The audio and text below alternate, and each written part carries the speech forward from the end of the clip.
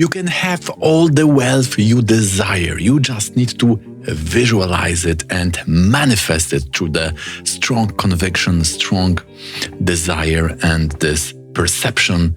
And then this will reflect on the reality. So unfortunately, the reality works in a bit different way, as often our consciousness is very much related or is coming from the socio-economic circumstances. And is there anything more romantic than sacrificing the Raja Yoga, the success, and the career life for the love, for the relationship? Don't worry, we'll continue the questions and answers in the next videos, but this example was so strong that it somehow slid through this topics, and I hope at the end of the video you will agree with me. So in this video, we'll articulate the dynamics of the renunciation of this royal privilege for the love, and we will investigate that on the 4 levels: Lordship, Karak, Arudha, and most interesting, Navamsha. What is happening in the Navamsha is incredible.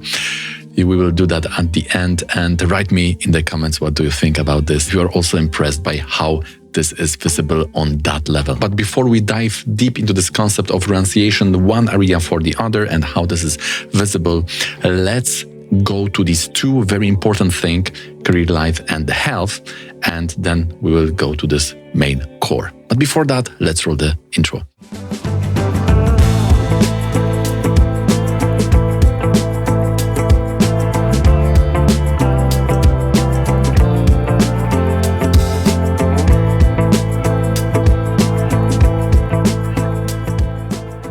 So this video is about the past Prince Johan Friso, who was the younger brother of the King of Netherlands, and he was a part of the royal family. So basically he didn't need to do anything, but still he was very academically, he rose to the top position, and also career-wise, he was studying engineering and then started first into this finances also. And then he invested very much and was also a director of the energy sector, and especially related to uranium, I think. So now let's switch to the vocabulary of the rishis and investigate how this is seen in his chart. So first, when we analyze the career life, this is also referring to this one of the last questions in the previous video, how we analyze that. So we have sun and the moon. When it comes to the cabinet of the planets, the role they play, the sun is the archetype, represents the king, and the moon is the queen. So usually these 2 planets are very important in people who are working in politics and belonging to the royal family. And especially we expect they need to be in the Ardhakona, 2nd, 6th, or 10th in the Dasamsa chart. But what about the Navamsha? If a person is getting success and wealth, it also needs to be there. And Libra Navamsha. And the Navamsha is chart of fortune and relationship, but this very essential chart is almost as important as Rashi. Therefore, if we analyze this with the Rashi chart together, then Navamsha, because it shows the fortune, will also represent all areas of life. Therefore, also the career and wealth is analyzed in the Navamsha. 10th Lord is Moon, and Moon is with the Sun. Very straightforward. We don't need any more connection. This is showing the wealth coming from politics or bureaucracy or charitable work, anything what will come under this umbrella of Sun Moon. In the Dasamsa, we have Moon in 6th, Sun in 10th house in the Cancer. So as you can see, I couldn't omit this example. This is again the yoga formation which are showing what's going on are very straightforward. You don't need to go there through some kind of uchana or through parivartanas or some other more complex yoga. It's given you on the plate very nicely and direct. If you'd like to get more structurized knowledge about the houses in the Navamsha and the Dasamsa, how we interpret those charts, then consider joining the course. There is more than 60 hours recorded for your study, so just hit me up and I will send you all the details. Also, we'll be studying these charts in the next video, so to not miss them, please consider subscribing. Now let's go back, because 7th house in the Dasamsa is loaded with all those planets like Mars, the engineering, and also this Jupiter and Mercury. You see there is this yoga, so it shows that being involved in the finances, therefore this person was also involved in that. So we can see that being employed or working in the government or in the fulfilling this royal function, but also there is some karma. I need to do something additional. So there is some side track to these businesses. So now going to that second point before you go to the central core of this video, we know that he died tragically in the avalanche. So due to accident, we could say. A year after that accident, he died. So we see that the Lord Venus is quite afflicted in the chart, and the Sun, which is also showing the health, is also in bad relationship. In the Rashi and in the Navamsha, we have this two Gandanta yoga, Sun and Moon, Venus, Mars. So in the Varga charts, if you find the chart with those conjunctions, then definitely there will be some kind of black hole or some kind of Gandanta. It's like a new moon situation, or meeting the fire with the water. So always coming to some kind of negative event, depending what yogas are involved. And here they are related to the hell. But what is even more important, the Lagna Lord and the Sun, they are defeated in the war. So this is even now, this is the intensity rises very high, right?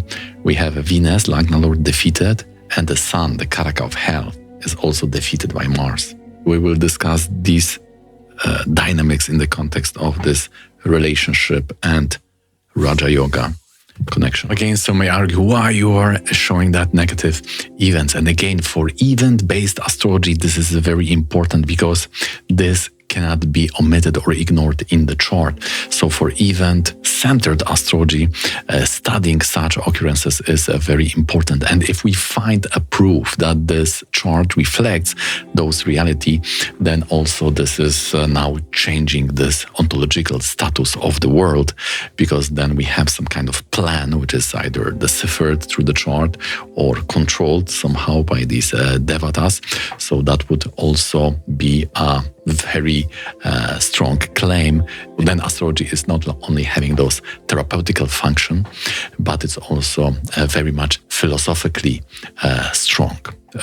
We can get the proof that there is some metaphysics, which is, or some invisible idea which are lying behind the phenomenon of what we can see, because we can see that the relationship between the symbols which are showing those ideas and their manifestation in our perceivable world is there. People could also start their spirituality because being exposed to those astrology, because that's the only proof of the existence of the metaphysical world, of course, except the subjective experience with the mantra or meditation. In the Rashi chart, it's very interesting because we have these two houses of punishment. The 6th and 11th are related to the 7th Lord. So we could say that whenever you are trying to experience relationship, then you are immediately punished. And of course, we need to investigate that a little bit more. We will now go to this Karak Lord, Arudha, and the Navamsha. But what kind of yoga formation we should expect on this level, which will show some form of lack of synchronicity, or that you need to sacrifice one thing for the other, that the both things cannot coexist in the harmonious way. So one thing would be definitely the relationship 6th, 8th, and 2nd, 12th.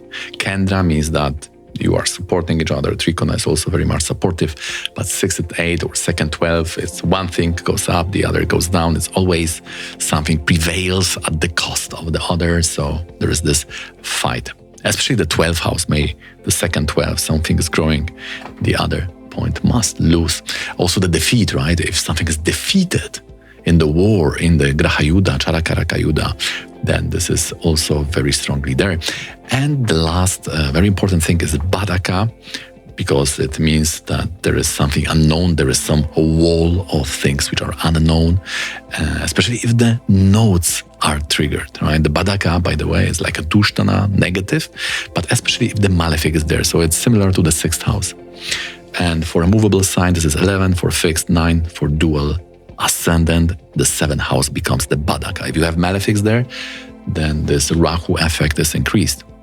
So if you have those 2 points or 2 areas in that position of Badaka, and there's node to make it even more peppered, more strong, intensified, then this also can show that something is gained at the cost of the other. Okay, so at the level of lordship, we have a Lagna Lord, the Venus, defeated by Mercury.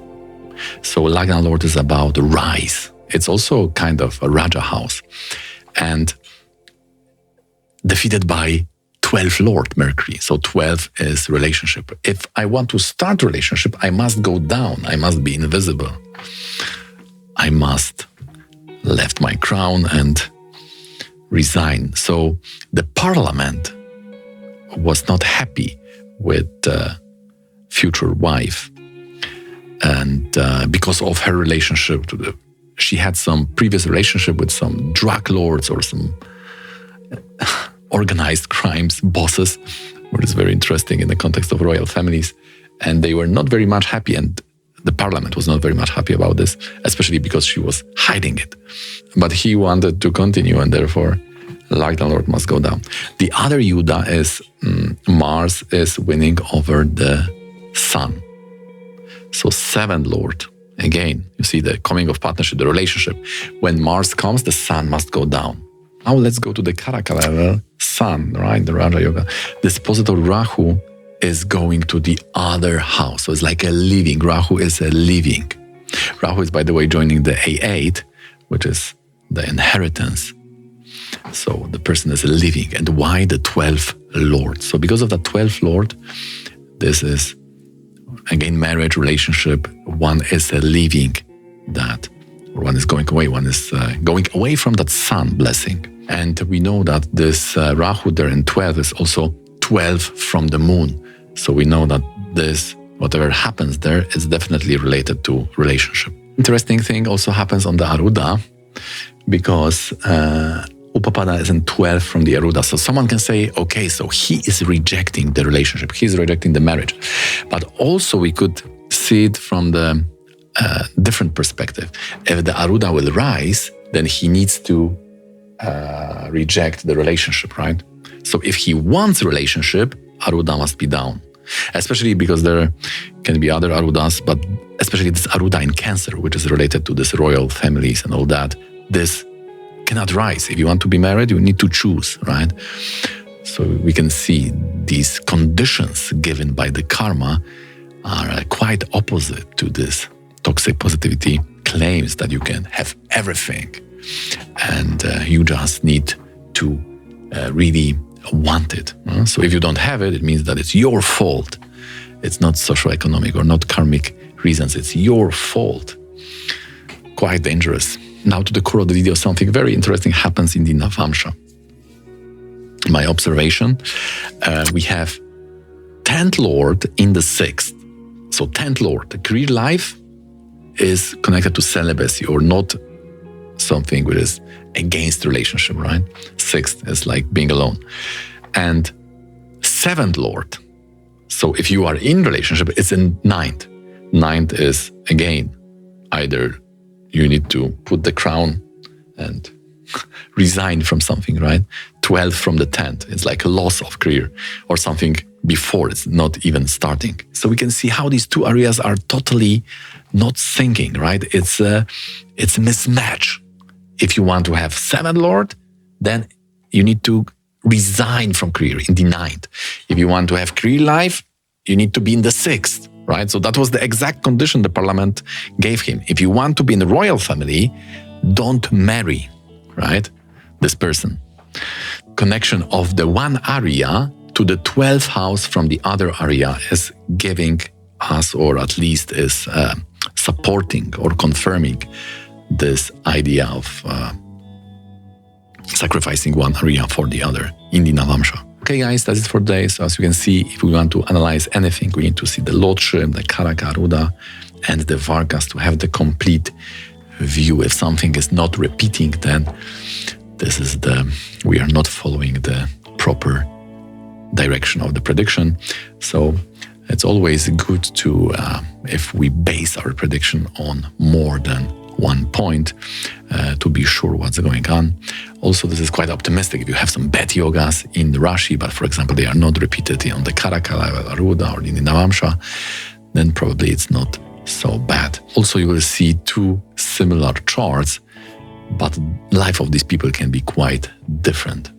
For example, today I had a consultation, and this was very similar to my friend's chart. So there were a few things which were the same, like losing the father at the young age. The 10th house was very heavily afflicted.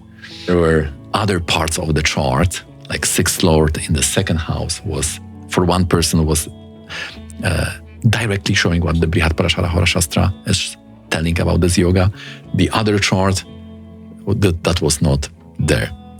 And there were also a few other things, like there was a parivartana between Jupiter and Ketu, 3rd and 4th. So for my friend, this manifested in one way, which was very much related to what that yoga would mean on that even very basic level of astrology. But for the today's person, that was not there, because this was not repeating on the other levels like Navamsha in the Varga and so on. So it's a good exercise to analyze similar charts and to appreciate that there is something more to study. Okay guys, that is for today. I hope you find this interesting and informative. If you do, please don't forget to hit that thumbs up. Join our course for more structurized knowledge. You can see the outline, the index, the syllabus is in the description. Join the Discord community for one-on-one consultation. You can hit me up with this email here. And we were talking about the career life analysis. If you'd like to get more knowledge about this, then please consider watching this one.